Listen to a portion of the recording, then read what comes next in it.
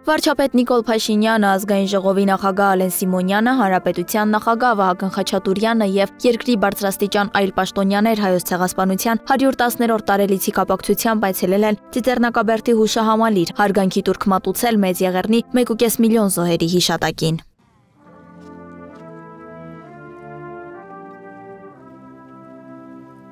Այնուհետև նրանք այցելել են Հայոց ցեղասպանության թանգարան ինստիտուտ, որտեղ բացվել է փաստագրելով հանցագործությունը Հայոց ցեղասպանության ականատես վավերագրողները խորագրով ժամանակավոր ցուցադրությունը նվիրված Մեծ Եղեռնի 110-րդ տարելիցին։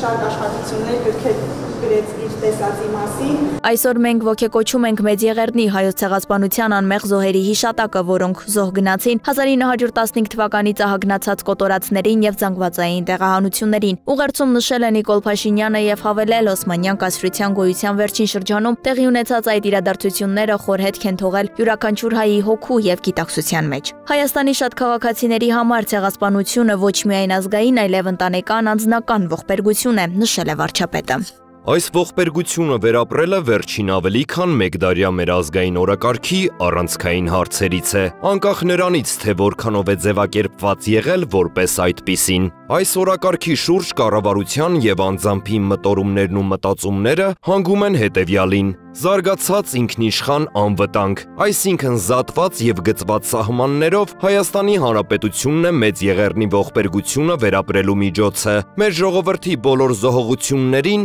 եւ զոհերին մեր հավատարմության առհավատչյան։ Պետություն եւ պետական շահեր Հայաստանի Հանրապետություն միջազգայինորեն ճանաչված տարածքով հարևանների հետ կարգավորված հարաբերություններով, բաց սահմաններով, խաղաղություն, աշխատանք, բարեկեցություն, ազատ եւ պաշտպանված քաղաքացի։ Ահա թե ինչը ովքեր եւ ինչպես պիտի վառ պահեն Մեծ Եղեռնի զոհերի հիշատակը, ահա թե ինչպես պետք է վերապրենք Մեծ Եղեռնի ողբերգությունը, ընդգծել է Նիկոլ Փաշինյանը։ Ազգային ժողովի նախագահ Ալեն Սիմոնյանն էլ իր ուղերձում ընդգծել է Հայաստանի կառավարության հանձնառությունն է կերտել համախմբված, ուժեղ ու խաղաղ Հայաստան, հիմնված անցյալի դասերի վրա եւ միտված դեպի կայուն ապագան։ Ապրիլի 24-ը մեր ազգային հիշողության ծանր ու տխուր օրերից է։ Այս օրը մենք ոգեկոչում ենք 1.5 միլիոն անմեղ հայերի հիշատակը, որոնք պարզապես հայ լինելու համար դարձան ցեղասպանության զոհ։ Հայոց ցեղասպանությունը պատմության խոր վերք է, որն այսօր էլ հնչում է արդարության ձայնով։ Մենք չենք մոռանում տեղի ունեցածը, բայց չենք էլ ցանկանում, որ հիշողությունը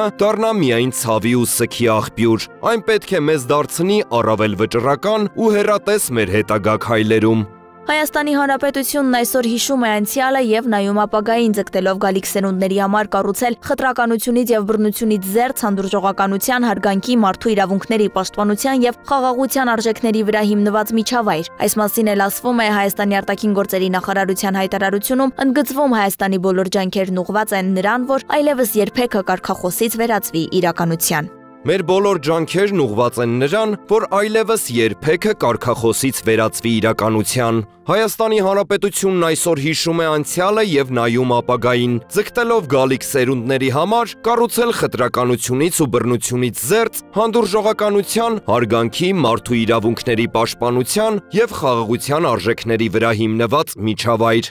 Երևանի քաղաքապետ Տիգրան Ավինյանն էլ Facebook-յան իր էջում գրել է, որ չնայած ցեղասպանության ծանր հարվածին, հայ ժողովուրդը կամք ու կարողություն ունեցավ հիմնելու իր անկախ պետությունը։ Պետություն, որն ունենալու պատմական բարեբախտություն ունենք այսօր, եւ մեր ամենօրյա ջանքով, կամքով ու չարչարանքով պետք է ամրացնենք եւ ուժեղացնենք այն, դիմակայելով բոլոր մարտահրավերներին։ Անցյալի դառնությունները մտքում պետք է խորհենք ապագայի մասին։ Ցանկացած պետություն կենսունակ է խաղաղության ու փոխըմբռնման միջավայրում, որոնք անշուշտ չեն ջնջի վիշտը, բայց կկանխեն նոր ողբերգությունները, ի հիշատակ նահատակած ու հանուն ապրողների երջանիկ ապագայի։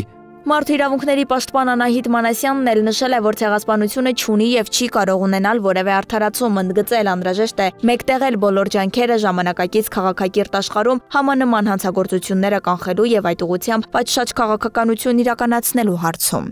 Ռիտա Մնացականյան, Free News, Ազատ լուրեր։